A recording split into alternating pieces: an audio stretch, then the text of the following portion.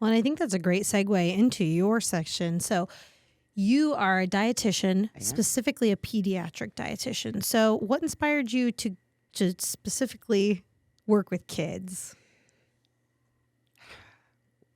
Training and working in an industry of adults that looked at me and honestly said, I just don't care. And that wasn't good enough, because if I couldn't reach my audience and I couldn't do what I passionately wanted to do to inspire people, that wasn't the right market for me. So yes, I'm trained in a lifestyle and life cycle of nutrition, but I've chosen to dedicate to pediatrics because it gives me the opportunity to empower their parents to do better so that they can use nutrition as preventive medicine, so that they don't get to a stage in their lives where they want to give up, where they feel it's not important, that their bodies are not worth it.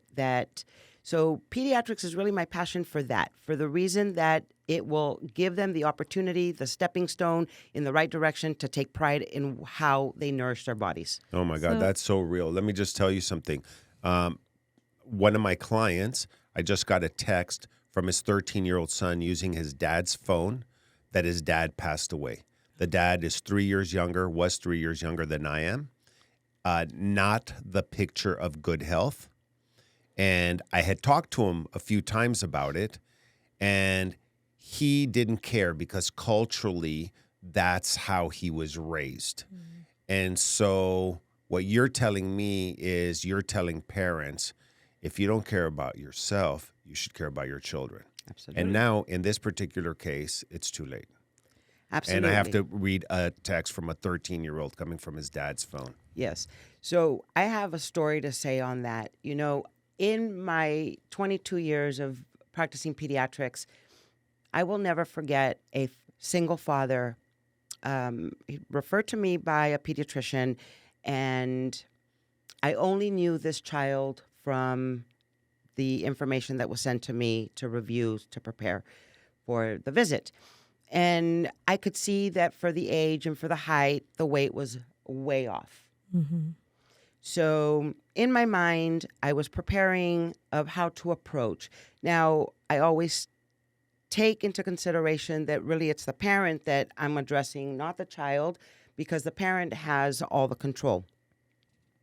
So the father walks in and arms crossed, very loud body language, and not happy to be there, not happy to see me. So my first job was to build that rapport with this father. And so when he felt comfortable enough, he just said to me, this is the way we were raised. My daughter on a Sunday, and he said it proudly, my daughter on a Sunday will throw down a half a pound of barbacoa, some flour tortillas, and a 2-liter Big Red throughout the Sunday. But he was proud. So I thought, what do I do with this information? How do I redirect this information? You never go in saying, oh, you have to give that up. No. You find a way to say, I understand. I never want to take away what your culture, what you're used to, what brings you happiness on a Sunday, what you look forward to with, on a Sunday morning. But how about we do, instead of flour tortillas, we do corn tortillas. Instead of a half a pound, we do a fourth of a pound. What about we take a little break in between so that maybe we don't have to down it so quickly? And maybe the Big Red, now we do a couple of cans as opposed to the 2-liter, And sure enough, throughout the course of our visits, we were able to get it down to where they were comfortable. I was comfortable with the approach to this particular situation, and it's always theirs to own. It's not my problem. But if they're open and willing to receive the information and apply the tools, then my job was done. Yeah, I like what you said, better than. Absolutely. You do better than. Well, and I think a lot of people, when they hear dietitian, nutritionist, they think weight. What are some of the other health benefits beyond just weight that kids experience just by getting on a healthier eating habit? Oh, the positiveness that they see themselves, their body image, their ability to play sports, their ability to listen better in school, the way they sleep, their sleep patterns are so much better. Their life just becomes brighter, because you're fueling your body with less over processed foods that your body has to work so hard to break down. So if your body has to do less because the food was pure, then your body is your vehicle to be able to use it to move forth in your goals. So I think that positive self-image is one of the biggest outcomes of good nutrition. And that'll affect just about everything. Everything. Well, quality of life overall. I mean, you look at people who've cared about nutrition, ate properly. That doesn't mean didn't drink. Doesn't mean didn't eat some barbacoa on Sundays once in a while. But overall, proper nutrition, you see the quality of life when they get into their 60s, 70s, and 80s is much better than the people that did not. Absolutely. So one thing that I like to remind my clients, my patients, my audience is what you do for your body today, you can surely ask your body to do later in life. If you've done nothing for your body now, what are you expecting your body to do later? Right. Return on investment. There you go. Yeah. Right. So, and I want children to be children. Listen, Howie and I, obviously we're brother and sister. We know each other. We're at family functions together. It's not that we don't take a piece of this or we don't indulge in this or sometimes we have some of this. But if you just figure out what's the best way to apply this to you as an individual, because it's all individual cases. So I want children to continue to be children. I just want them to make better choices because of how they feel, how they're sleeping, how they're performing out on the sports field, how their grades are reflecting back. And so that's motivation in itself. And Heather has very young, very cute kids. Yes, they're very so cute. I'm sure this is going to be very cute. helpful. Well, I think one point that we talked about earlier was like kids are a captive audience up until they're 15, 16 and they start driving. So what are your Driving us thoughts crazy, on that? maybe. They're I driving. got 2 of those right now. Then they're out on the roads and you can't Right. quite control them as much. But I think about that all the time. I have an 8-month-old and a 3-year-old, and I might be able to sneak a Coke here and there, but like they have no choice in what I allow them to consume. Absolutely. So do you see that parents will just change their kids' diet, or does it affect the parents in how they view nutrition as well when they work with you? So I do a lot of public speaking. And one thing that I always say to my audience is I'm not here to convince you as an adult to change the way you're eating, but it surely would help your children if they saw and they learned from you. We as adults have established taste buds. Very difficult to change because you're not changing your mindset.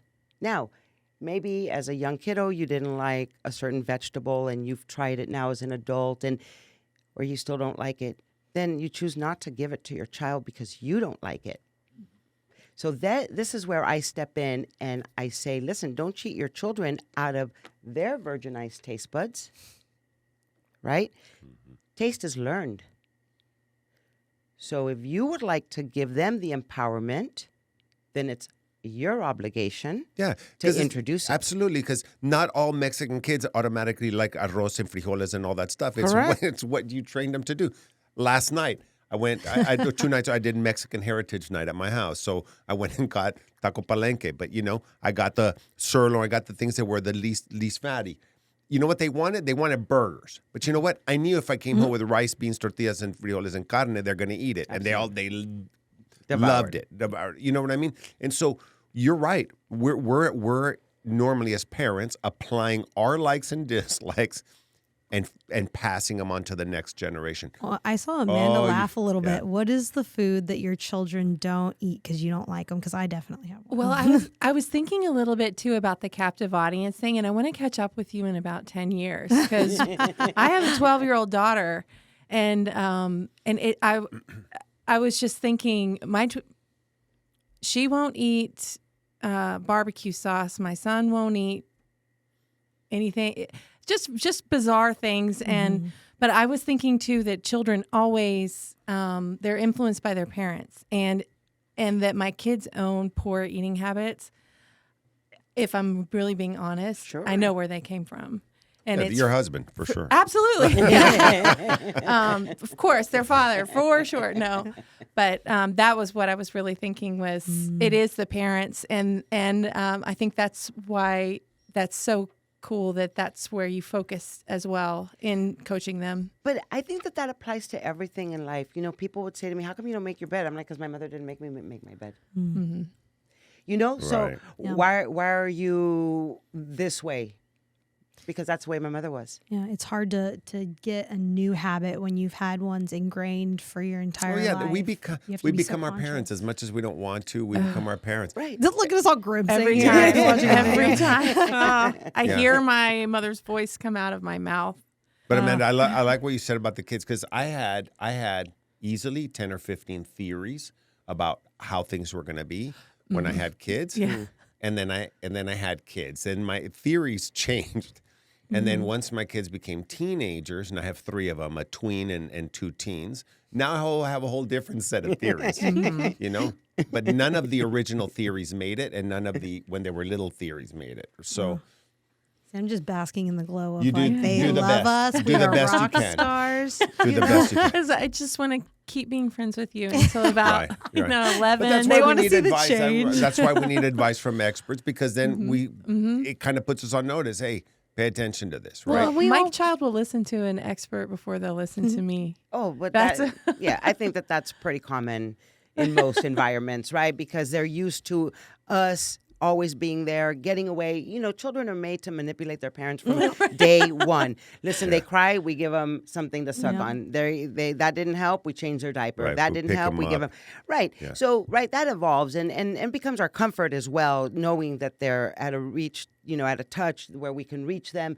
But I still want them a little far away. But don't leave me hanging, because I'm always going to go back to you as a parent and have you like, yay, you did a good job, or, you know, whatever it is. But, you know, to you, Heather, that have young children, just remember that taste is learned. And what you offer them the first time might not necessarily be because of taste. A lot of times it's they don't like the texture. It's unfamiliarized. Combination food. I have soup and noodles, and I don't know what to do with it. So we have to respect our audience, their age, their ability to go forth. You know, we talked about on our Zoom a little bit about, you know, parents will come to me and say, they're just not chewing. They're just not. And then I look at, do they have proper speech? What is their age? How much are they involved with other children? Are they constantly just with you? You know, so what we do with just one captive audience, being a parent, is very different than what we do in an environment setting that has other children. Yeah. You know? Well, and I think, you know, I don't want to speak for all parents, but I would imagine it's almost universal that parents want their kids to do better than them, go higher, further, faster than them. Like, that's my job, is to set them up for success. So if parents want to get in touch with you and get their children set up for success in the food arena, how can they do that? So you could reach out to me at 210-326-0388, and that's my telephone number.